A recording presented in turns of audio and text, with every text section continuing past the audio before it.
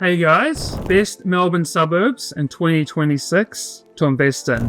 Not a random list. I give you reasons why these are the best suburbs you guys have to invest in 2026. Now, what are my key metrics to evaluate these suburbs in Melbourne? Number one, infrastructure. And that includes things like train stations, it includes highways, it includes schools, public transport, buses, everything that goes into making someone's life really good in that suburb. So that can also be things like malls. It can be how far from the airports, all these sort of things. So that's my first filter. My second filter is going to be rental demand. So for example, are there many jobs in this area? Are there hospitals? Are people wanting to move there for whatever reason? Maybe communities that live out there, big immigrant communities such as the Indian community, do they live out there? Whatever it is, rental demand is so critical by suburb. Because you can have suburbs, say in the outer east, all the way out in Frankston, that have mainly local demand from Australians, but then you can go all the way to Werribee or Craigieburn, and that's mainly immigrant communities. So it's just really important to factor in what sort of tenants you're going to get in these suburbs and where they're from. Scarcity is my third metric. So that is, for example, if you buy in a suburb like Melton, obviously that's just out of Melbourne, there's plenty of supply coming to the market. Why? Plenty of new development land around that area. So something you got to factor in. Number four, gentrification is really important in terms of the momentum. You don't necessarily want to buy an investment property in a suburb that has already gentrified. You want to buy in a suburb that is gentrifying. That's because more demand will come later. An example would be Flemington, in my opinion. Flemington is seeing gentrification, a lot of new renovations happening, a lot of new developments happening. So that's one suburb as an example where gentrification is happening. And another key thing is affordability. You don't want to buy in a suburb where prices are really, really high, in my opinion. So I would say like places like places like Fitzroy, I don't know, it's already gentrified, it's already quite expensive, but the yields are not so bad. So maybe you should want to buy there. Okay guys, so my first suburb area where I think is a great place to buy an investment property is somewhere close to the CBD in the western suburbs. So this is Footscray, West Footscray, Seddon, Yarraville, Newport. Why I like these suburbs? Close to the CBD. Well, you can get to the CBD by driving in 5-10 minutes.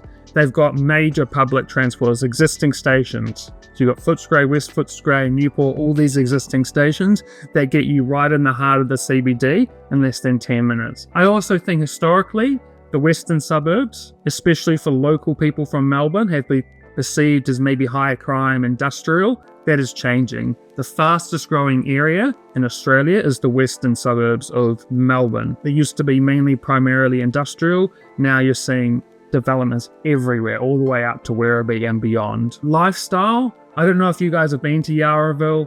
They got some really nice pubs, really nice cafes.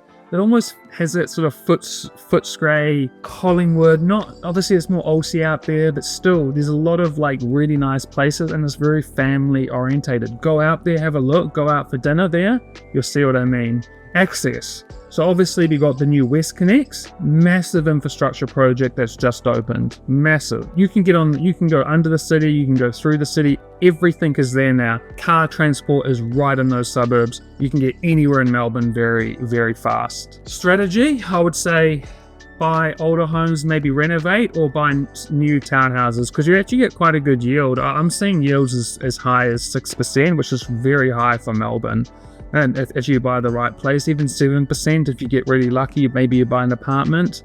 But I would stick to the classic old house, hopefully, ideally in good enough condition to rent at a reasonable price, because I think you're going to see higher capital growth there. So that's sort of my first suburb I would strongly recommend first areas I'd strongly recommend to look at. My second area to look at is out west. Sunshine, Sydenham, Sable, Albans. I know what you're thinking, a lot of crime. Well, yeah, that's true. There's a bit of crime there. I would say these suburbs are definitely improving. A lot of immigrant communities are looking to move out there, such as Indians, a lot of Indians living out there now.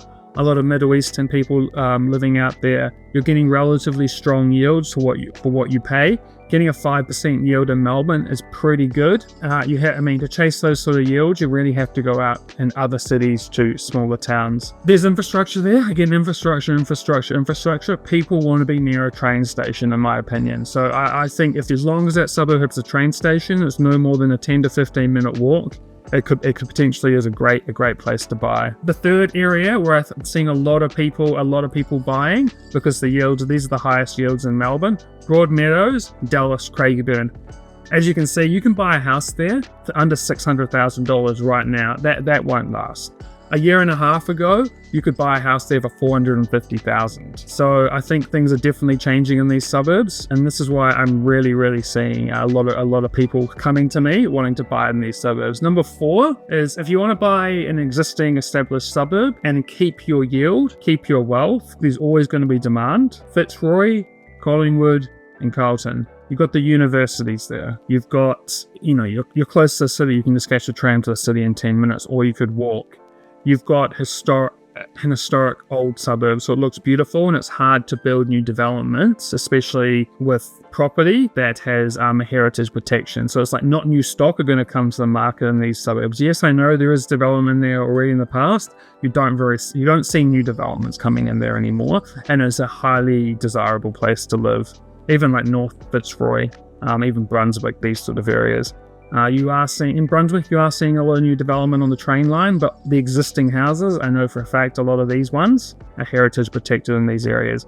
So if you're buying a house, you're not going to see new house supply coming to those areas. Only really apartments and a few townhouses. So that's why I say this suburb, because they're always going to be high demand no matter what the economy is doing, but I would say even have less capital growth. Suburbs that you can also look at, which if you want to target the sort of family Australian demographic, people who are buying maybe their second home for their family, they're in their mid-30s, they've got a couple of kids, they want to have access to good schools. I would say the southeast corridor, it's like Cheltenham, Clayton, Glen Waverley, Box Hill even.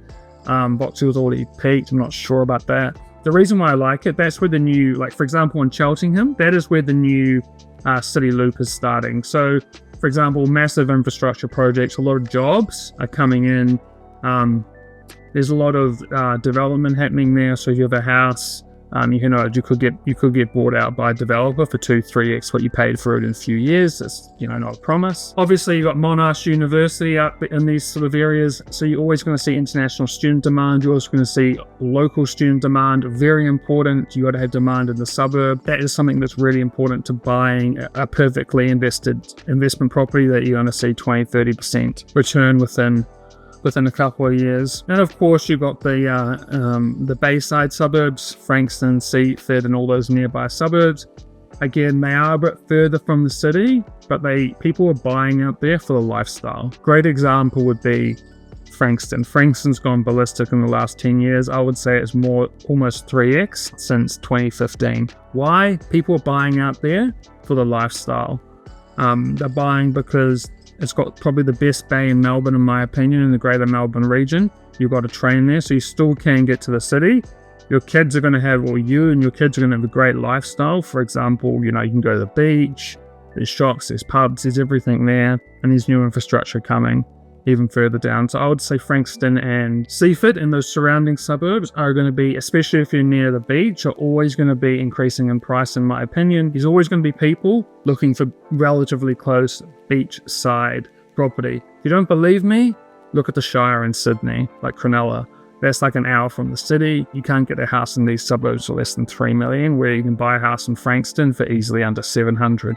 Yes, the yield is not there in Frankston, but I think prices will slowly start to increase. When you talk to people, I think, people still have that little negative view of places like Frankston, but that's definitely changing. Most of the crime in those suburbs have gone away, and I'm seeing a lot of investors buying in there. My final suburbs that I would recommend looking at, and this is where you're seeing probably the most new immigrants coming, and you're also seeing a lot of new builds out here, is Craigieburn, Broadmeadows. A lot of townhouses developed out there. This is purely for investing. Dallas, all these sort of places, you're seeing huge investments. Townhouses coming in. I just had a client the other day. He's developing a townhouse out there. Got a lot of people from Indian backgrounds looking to buy out there. They're really excited. It's definitely a new place to go, especially for the immigrant community, because there's a lot of people there. So I'm seeing a lot of immigrants buying out there, and I predict house prices will go up. Not to mention, if you buy a new house, you can depreciate it. And a lot of sort of schools being built out there as well. So that's what I'm saying. And those my 7 best areas in Melbourne to invest in. What do you guys think? Comment below. Give me a call if you want to get into one of these suburbs. Give me a call. Get pre-approval. Let's go. I'm excited for 2026. It's going to be your year on property.